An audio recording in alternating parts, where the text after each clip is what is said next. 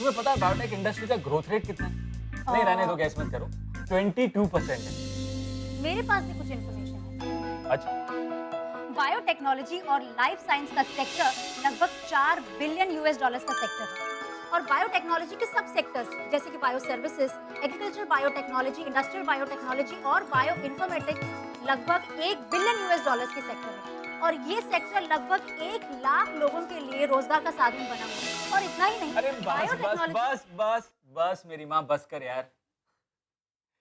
चलिए हम चलते हैं और जानते हैं बायोटेक्नोलॉजी की एक ऐसी innovative company Seagull bio solutions की ईसेम टेक्नोलॉजी के बारे में। फाइट, क्या आपके अंदर फाइट चल रही है? क्या आपके अंदर फाइट चल रही है? आपके भी अंदर फाइट चल रही है। जी हाँ, हम सभी के अंदर कोई ना कोई फाइट चल रही है। ऐसी फाइट जो दिखाई नहीं देती, पर उसका दर्द जरूर महसूस कर सकते हैं हम।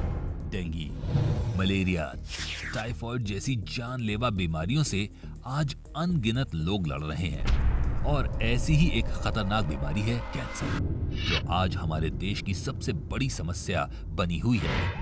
ऐसी ही समस्याओं से लड़ने के लिए एक इनोवेशन किया है सीगल बायो सॉल्यूशन के डॉक्टर विश्वास जोशी ने। सीगल बायो सॉल्यूशंस जो शुरू किया गया था वो हेल्थ केयर में नई टेक्नोलॉजीज बनाने के लिए बनाया था। So the first technology we are developing is to our technology called ईसेम टेक्नोलॉजी।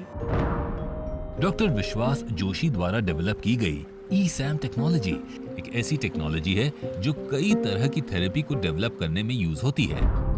जैसे कैंसर पेशेंट्स में जब कीमोथेरेपी की वजह से सेल्स मर जाते हैं तो उनका हीमोग्लोबिन स्टोर करने के लिए ईसैम टेक्नोलॉजी का यूज किया जाता है। इसकी कीमत बाजार में उपलब्ध बाकी टेक्नोलॉजी से 10 गुना कम होती है और कम समय में तैयार भी हो जाती है। We are developing 2 therapies. One is a cancer therapy जो एक वायरस पे बेस्ड है। ये वायरस जब हम इंजेक्ट करेंगे तो कैंसर सेल्स को सिर्फ मारेगी और बाकी जो सेल्स हैं उसे किसी भी तरीके का नुकसान नहीं पहुंचाएंगी। दूसरा एक वैक्सीन बना रहे हैं जो डेंगू के लिए हो रहा है, तो उसकी वजह से इसलिए ईसेम technology can help us produce the existing therapies and also help us adapt to the new emerging therapies. इस टेक्नोलॉजी के द्वारा नई थेरेपीज को डेवलप करने की कॉस्ट में काफी बचत की जा सकती है, जिसकी वजह से ये सब आम आदमी की पहुंच तक संभव हो सका है। अभी नॉर्मली जो हम दवाइयाँ देते हैं वो ज़्यादा डोज में देना पड़ता है ताकि जिस जगह पे उसका काम है वहाँ तक वो पहुँच सके और ठीक से काम कर सके। तो इसमें जो एक्सेस दवा दिया जाता है उसकी वजह से साइड इफ़ेक्ट्स का संभावना बढ़ जाती है। तो इसके लिए अल्टरनेटिव ये निकाला गया है कि एक जीन लेते हैं, वो जीन जहाँ पे काम चाहिए वहाँ पे जाके दवाई सिंथेसाइज करता है।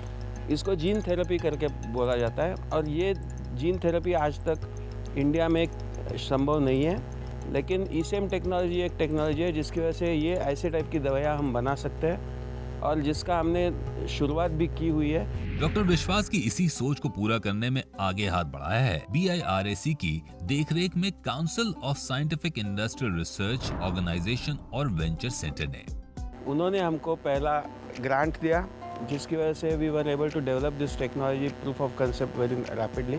इन पैरेलल यहाँ पे वेंचर सेंटर में आके काम शुरू किया जिसकी वजह से हमको इक्विपमेंट पे खर्चा बिल्कुल नहीं करना पड़ा।